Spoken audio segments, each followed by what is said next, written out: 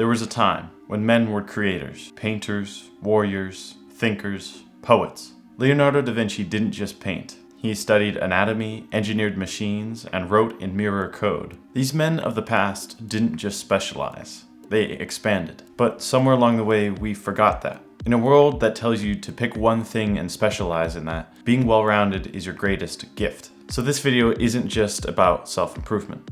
It's about becoming a modern Renaissance man. One skill, one habit, and one chapter at a time. In this video, I'm going to show you the 5 ways that you will become a Renaissance man. Let's dive right in.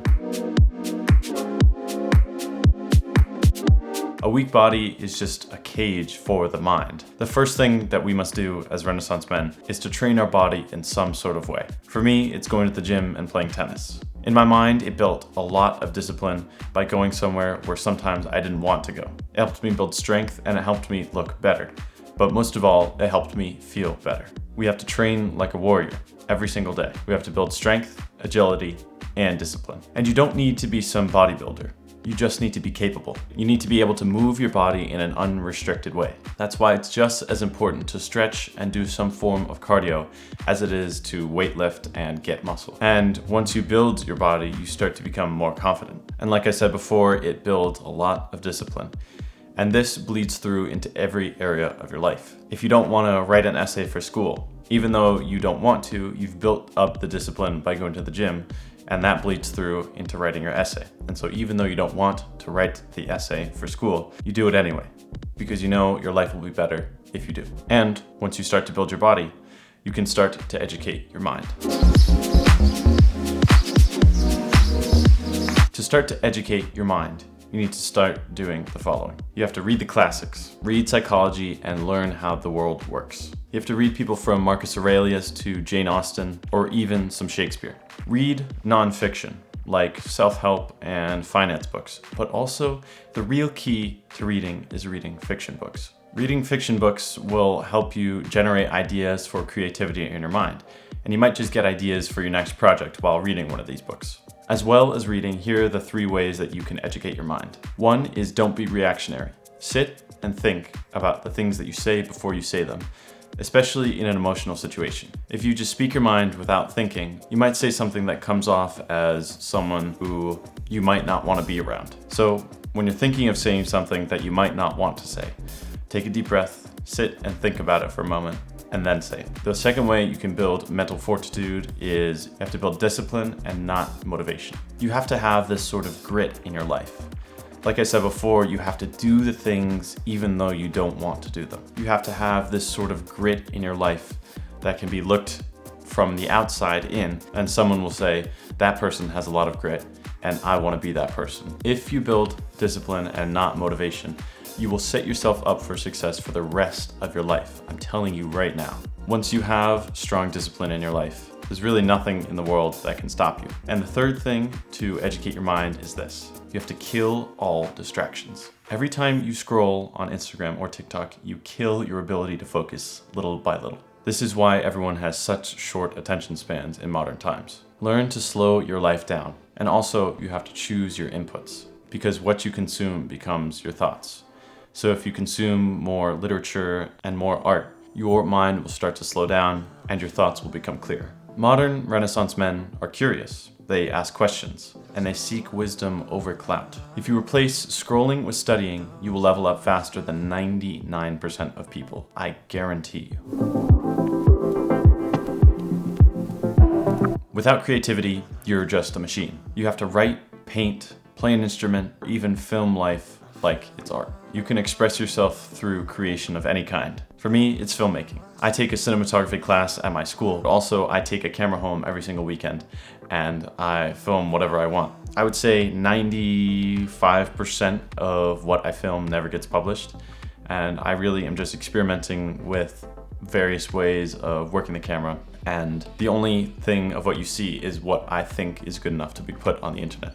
Everything else is purely experimental, but I love it. Filming is 100% a form of art. And for me, it cultivates my soul a lot. Film is a way that connects people that might not connect, whether that be through languages or geolocation.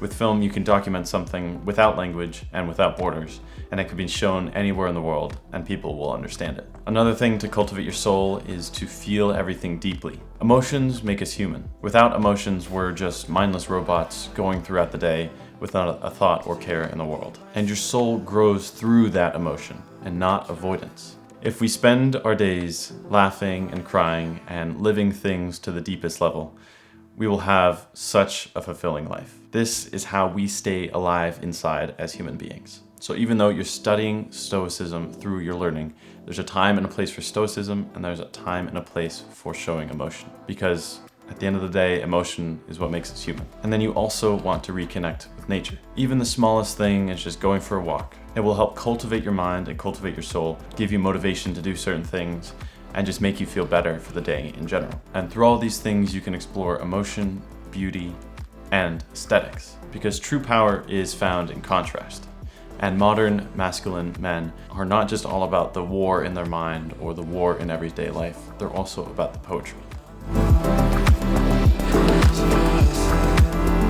A Renaissance man knows how to speak, how to listen, and how to lead. Not just in a small group, but also for bigger groups as well. You have to listen like a leader. When you listen to someone and they're expressing problems that they may have, listen like a leader.